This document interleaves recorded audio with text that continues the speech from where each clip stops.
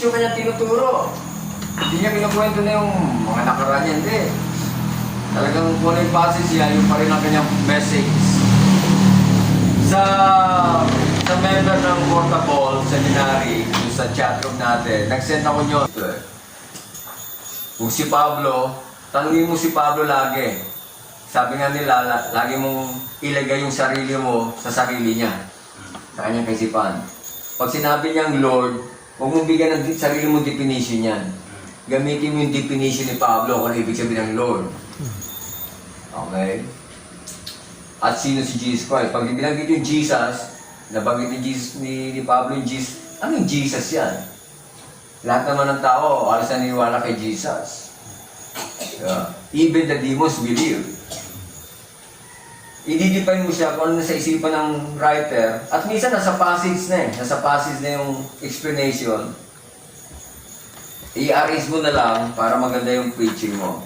Bigyan ko ng isang sample. Magbigay ka ng isang verse.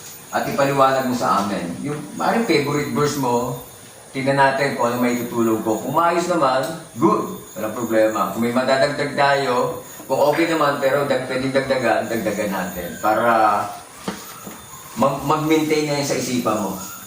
Sabi nila, continuous practice makes permanent o makes perfect. Pero sabi nila permanent, hindi perfect. Ibig sabihin sa patuloy mo yung paniniwala, naka-maintain na yan.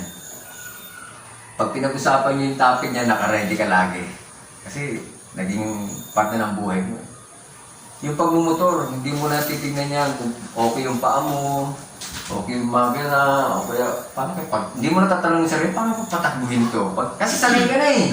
Uupo ka na lang, sususiyon, bilang, wala ka lang pakialam.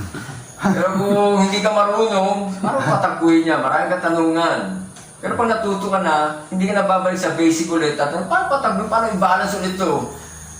Baka nakachamba lang ako noong una. Nakachamba, tingnan mo nga. Paano gamitin yung clutch? Paano?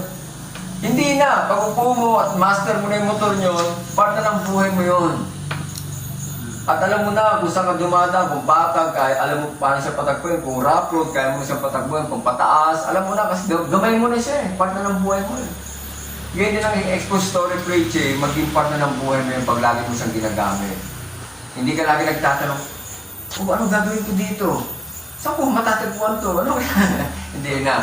Pagka naging part na ng buhay mo expository, ready na dyan yung dictionary, kung maganda kung original, kaya i-message mo, ano ibig sabihin na ito? Aware ka agad kung ano ibig sabihin yan. Kasi kung tama interpretation mo, tama explanation mo, yung application mo, tama din. At yung application mo, applicable din sa kanila. Kahit na old Bible to, old book, pero yung kanyang application laging new, laging fresh yan.